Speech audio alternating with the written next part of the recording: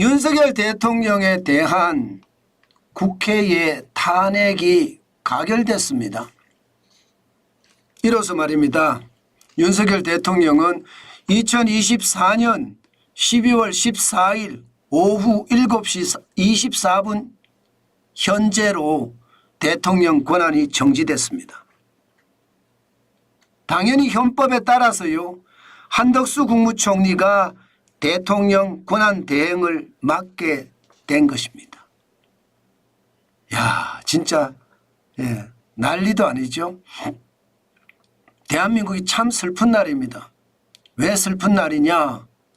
이게 한 사람이 아니라 노무현 대통령 때도 탄핵 가결, 박근혜 대통령 때도 탄핵 가결, 윤석열 대통령 때도 탄핵 가결.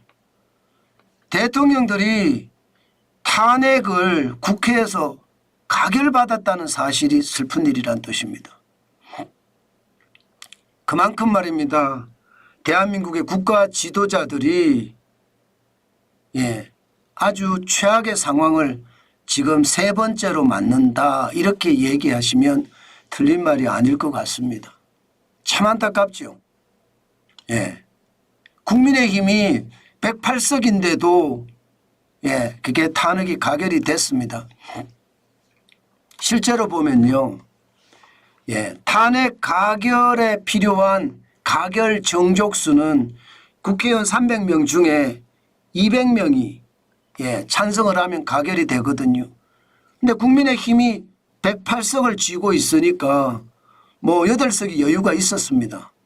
그런데 실제로 탄핵 가결 투표에 들어가니까 이탈한 사람이 무려 23명이나 됩니다. 그러니까 실제로 국민의힘 찬성표도 12표고요. 또 기권이나 무효표를 던진 사람도 11표나 됩니다. 23표가 국민의힘에서 이탈했다는 뜻입니다. 야, 이것을 보면서 첫 번째 탄핵 소추안에는 국민의힘 의원들이 105명이 불참을 했거든요. 그런데 반대가 이번에는 85표밖에 안 되고요. 나머지 23표는요, 집을 나갔다는 뜻이에요. 뭐 무효나 기권표를 던진 사람들은 이게 뭐 집을 나간 건 아닌 것 같고요. 집을 나갈까 말까 경계선에서 고민하는 사람들 같습니다. 그러니 뭐 204표, 전체 300명 중에 204표라는 표를 얻어서 윤석열 대통령이 대통령 신분이 정지됐다는 이야기입니다. 참 어떻게 생각하면 불행한 역사를 또 반복한다, 저는 그렇게 생각합니다. 아니, 노무현 대통령 때도 그런 일이 있었고, 박근혜 대통령 때도 그런 일이 있었고, 윤석열 대통령 때 또 그런 일이 세 번째로 발생을 했잖아요. 노무현 대통령 때는요, 2004년 3월 12일에 탄핵 소추안이 가결이 돼서 5월 죄송합니다.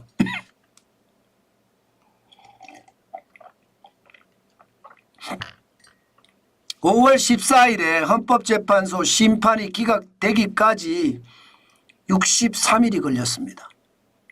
그리고 박근혜 대통령 때는요, 2016년 12월 9일에 탄핵 소추안이 가결이 돼서 2017년 3월 10일에 헌법재판소에서 탄핵 심판을 인용했습니다. 만장일치입니다. 그러면서 대통령직에서 파면당했습니다. 이번에 다시 또 탄핵 소추안이 헌법재판소로 넘어갔습니다. 이렇게 말입니다. 대한민국 대통령들의 탄핵이 한 번도 아니고 이렇게 세 번씩이나 된다는 것은 대한민국의 불행한 역사를 그대로 반영한다, 그렇게 생각을 해도 틀리는 말이 아닙니다. 이것은요, 좌우를 떠나서 대한민국의 슬픈 역사란 뜻입니다. 그만큼 현대사회는요, 대한민국의 탄핵이 슬픈 역사를 만들어내고 있다는 뜻입니다. 이제 앞으로 헌법재판소는 윤석열 대통령에 대한 탄핵 소추안 당연히 이제 심사를 하게 됩니다. 지금 현재까지 했던 대로 탄핵 소추안을 국회에서 가결했으니까 이제 심사를 하게 되는 거예요. 어제 말입니다. 국회에서 대통령 탄핵 소추 의결서를 접수를 했습니다. 그러면 180일 이내에 이제 탄핵을 해야 되는 거죠. 탄핵 심판을 해야 되는 거죠. 노무현 대통령 때는 63일 만에 기각이라는 판결이 나왔고요. 박근혜 대통령 때는 91일 만에 파면이라는 인용이 나왔습니다. 자, 그러면 윤석열 대통령 때는 어떻게 될까요? 적어도 말입니다. 노무현 대통령보다 빠르기는 참 어려울 거예요. 빠르더라도 며칠 빠를 정도, 늦으면 며칠 늦을 정도 이렇게 가지 않을까 싶어요. 결국은 2달에서 석 달 사이에 지금 특별한 이변이 없는 한 갈 것 같거든요. 그렇지만 법리 다툼도 만만치 않을 것 같습니다. 헌법재판소에 국회에서 탄핵 의결을 했으니까 국회에서 이제 원고가 되고요. 또 윤석열 대통령이 피고가 돼서 굉장히 법적 다툼이 심하게 일어날 겁니다. 여기에서 이제 결정이 어떻게 나느냐에 따라서 굉장히 달라질 겁니다. 쉽게 말하면 계엄 선포가 대통령 고유 권한이냐 아니면 이게 위헌적이고 위법적인 거냐 이제 이것을 두고 엄청나게 오래 다툴 것 같습니다. 근데 그게 길어지면 헌법재판소 입장에서도 쉽게 말입니다. 이게 결정하기가 굉장히 어렵습니다. 아마도 쉽지 않은 그런 상황이 계속 될 겁니다. 그렇지만 탄핵 의결서가 소추 의결서가 인용이 되면 윤석열 대통령은 대통령직에서 파면이 되겠죠. 기각이 되면 아마 대통령으로 다시 복귀를 할 겁니다. 만약에 기각이 되면 복귀하는 것은 당연한 수순이고요. 이게 파면이 됐을 경우에는 어떤 일이 벌어지느냐. 파면이 됐을 경우에는 60일 내에 조기 대선을 해야 됩니다. 60일 내에. 그러면 빠르면 4월에도 대선이 있다는 이야기고요. 늦으면 6월까지도 8월까지도 간다는 이야기가 나옵니다. 중요한 것은요. 이제 탄핵이 되든 아니면 기각이 되든 대한민국의 국가 원수에 대한 운명은 헌법재판소에 달려있다 이렇게 봐야 되는 거죠. 아마도 그렇게 될 겁니다. 그렇게 되면서 시장에서는요. 저는 불확실성이 좀 거쳤다 이렇게 생각합니다. 그런데 시장의 불확실성이 거쳤지만 앞으로 대한민국 호는요. 굉장한 파고를 만날 거예요. 국민들도 이리 갔다 저리 갔다 하면서 정치권에 끌려다닐 거고요. 또 정부도 민주당이 들었다 나왔다 할 겁니다. 그러면서 말입니다. 대한민국의 대혼돈, 대혼란은 쉬 그치지 않을 거다. 저는 그렇게 봅니다. 자, 이렇게 될 때 우리 경제는 어떻게 될까요? 우리 경제 괜찮을까요? 현재까지는요. 외신들의 반응을 쭉 보면요. 불확실성에 대한 것은 약간은 거쳤다예요. 그러나 앞으로 불확실성에 대한 것은 더 크다가 일반적이에요. 이 박근혜 대통령 때는 불확실성보다가 이제 확실성이 나서니까 주가도 쭉쭉쭉쭉 올라갔거든요. 그런데 지금은요. 외신들이 불확실성이 길어진다 이런 기사들이 많아졌습니다. 그렇게 되면 경제에도 지대한 영향을 미칠 겁니다. 많은 분들이 아니 대통령이 탄핵이 되는 마당에 경제가 무슨 소용이야 이렇게 이야기하시는 분들이 있습니다. 제 유튜브에도 그런 내용을 가지고 저를 심각하게 공격하는 사람들도 있습니다. 여러분 그런 말도 있잖아요. 바보야 문제는 경제야 이 말입니다. 그만큼 말입니다. 먹고 사는 문제도 중요하다는 거예요. 대통령에 대한 탄핵도 뭐 중요하겠죠. 그러나 먹고 사는 문제는 더 중요하다. 저는 대통령에 대한 탄핵이 헌법과 법률 안에서 민주적 절차로 해결책을 찾아가면 되는 건데 경제는 망가지면 그걸로 끝장이거든요. 끝장나면 여러분 미래가 없습니다. 당장 우리가 문제가 아니에요. 지금 정환전 TV를 보시는 10대든 20대든 30대 우리가 문제가 아니에요. 우리 미래 세대들. 지금 아직 태어나지도 않은 세대들에게는 큰 죄를 짓는 거거든요. 저는 그 어느 때보다 탄핵도 기본적인 민주적 절차에 따라서 쭉쭉 가는 건 맞고요. 경제는요. 더불어민주당이 저는 결자 해지해야 된다고 생각합니다. 최저임금의 문제, 주 52시간의 문제, 임대차 3법에 대한 문제, 중대재해처벌법에 대한 문제 이거 해결해야 돼요. 더불어민주당이 또 그냥 놓고만 보잖아요. 저는 경제가 더 무너질 거라고 봅니다. 그렇게 됐을 때 과연 그 책임이 누구에게 있느냐. 과거부터 말입니다. 공룡 야당이 계속 발목을 잡아왔거든요. 경제가 회복될 수 있는 어떤 단초를 전혀 제공하지 않았습니다. 아니 현장에서 이야기하는 거 들어보면 알잖아요. 인건비 비싸서 사람 못 쓴다가 기본적인 이야기입니다. 그게 소상공인, 자영업자, 중소기업, 중견기업까지도 마찬가지. 인건비 무서워서 사람 못 쓴다. 이것은 여러분 인건비가 그만큼 부담이 된다는 이야기잖아요.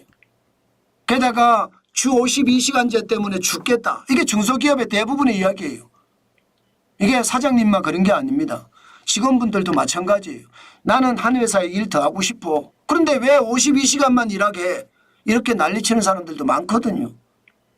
그런 것을 생각을 해보면 지금 민주당이 결자 해지해야 돼요. 게다가 임대차 3법 생각을 해보자고요. 임대차 3법이 상황이 어떻습니까? 지금 집값을 사실상 올려놓고 있는 것도 사실이잖아요. 지금은요. 임대차 3법을 도입하고 4년이 지났기 때문에 올해가 4년째거든요. 이제 집값이 좀 떨어질 수 있습니다. 그러나 다시 4년차가 오면 어떻게 될까요? 다시 4년차가 오면 또 집값 올라갑니다. 왜냐하면요. 여러분 집값을 임대차를 할 때 2년 단위로 할 때와 4년 단위로 할 때는 다릅니다. 나라고 하더라도 4년 임대면 4년치 올릴 거 한꺼번에 올리잖아요. 그죠? 2년 있다가 5%밖에 못 올리니까. 이런 게 결자 해지가 되지 않으면 저는 굉장히 심각한 상황이 온다고 생각합니다. 이럴 때 말입니다. 야당도 공룡 야당이니까 저는 대한민국을 위한 또 한국민을 위한 여야정 협의체를 통해서 경제를 풀어가는 것 저는 굉장히 중요한 요소라고 생각합니다. 자칫 말입니다. 노무현 대통령 때나 박근혜 대통령 때나 지금 위기는 어떻게 하든 넘어냈어요. 노무현 대통령 때는요. 주식시장이 코스피가 14.63%가 떨어져도 위기는 맞지 않았거든요. 박근혜 대통령 때는 주식시장이 6.43% 올라가기까지 했습니다. 그런데 지금은요. 아직 몰라요. 굉장히 불안감이 쌓여 있는 건 사실이에요. 분명한 것은요. 한 치 앞을 내다볼 수 없는 상태에서 이제 한 치 앞은 내다볼 수가 있습니다. 그러나 한 치 앞을 내다볼 수가 있는데 그 한 치 앞에서 엄청난 다툼이 있을 거예요. 예, 국민이 두 쪽으로 나눠져서 레프트, 라이트를 날리면서 대한민국은 넉다운이 될 가능성 굉장히 크거든요.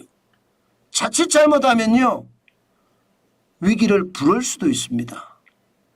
노무현 대통령 때와 박근혜 대통령 때와 지금은 너무 다르기 때문입니다. 엎어컷 한 대면요, 그냥 큰 대자로 뻗어버릴 수 있다는 뜻이에요. 지금 대한민국은 비상사태입니다. 경제를 봐도 마찬가지고요. 사회를 봐도 마찬가지고요. 정치를 봐도 마찬가지입니다. 정환진 TV를 보시는 많은 구독자 여러분들이 중심을 잡아주셔야 됩니다. 중심을 잡아주셔야지 대한민국은 그나마 경제가 멈춘 상태에서 조금 있다가 다시 재도약할 수 있는 길이 생깁니다. 그렇지 않고 말입니다. 정환진 TV의 구독자 여러분들도 레프트부터 시작해서 라이트까지 계속 서로 날린다면요, 결국 말입니다, 대한민국호는요 경제 멈춤이 아니라 경제 추락으로 나타날 겁니다. 경제 추락이 됐을 때 그때 과연 여러분들은 우리 미래 세대들에게 무슨 말을 남기시겠습니까? 미안하다? 아마 그렇게 남겨야 될걸요. 아니면 미안하다가 아니에요, 죄송합니다 이렇게 남길 수도 있습니다. 그만큼 말입니다, 최악의 상황이 될 수도 있다는 겁니다.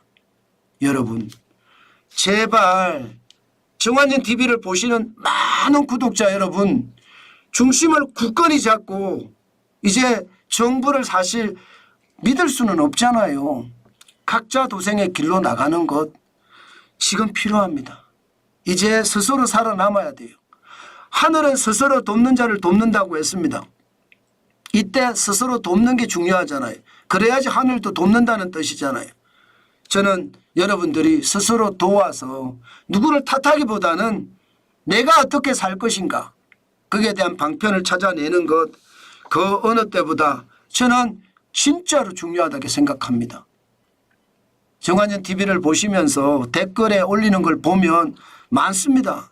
정환진 TV에 정환진이를 레프트로 날리는 사람, 라이트로 날리는 사람, 아직 어퍼컷까지는 없습니다. 그렇지만 저는 중간에서 그냥 양 주먹에 맞기만 하고 있다는 뜻이에요. 이런 일은 아니에요. 객관적으로 보고 또 이성적으로 판단해서 대한민국이 나아갈 길, 저는 굉장히 지금 여러분들의 행동이 중요하다고 생각합니다. 그만큼 대한민국을 살려내야 됩니다. 지금은요, 나라가 국가를 살리지 못합니다. 결국은 국민들이 국가를 살릴 수 있거든요.